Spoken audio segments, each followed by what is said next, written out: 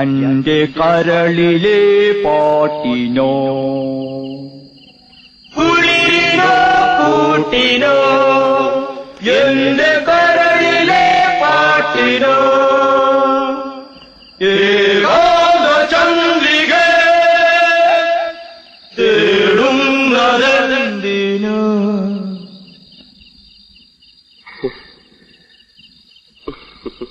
എന്താണ് ഇത്? ഇവിടെ ആർക്കും ഓർമ്മണ്ടേ? എന്തായിരുന്നു ഇവിടെ ലഹള? ലഹളയല്ലമ്മേ, പാട്ട് പാടിയതാ. മ്യൂസിക്കാ.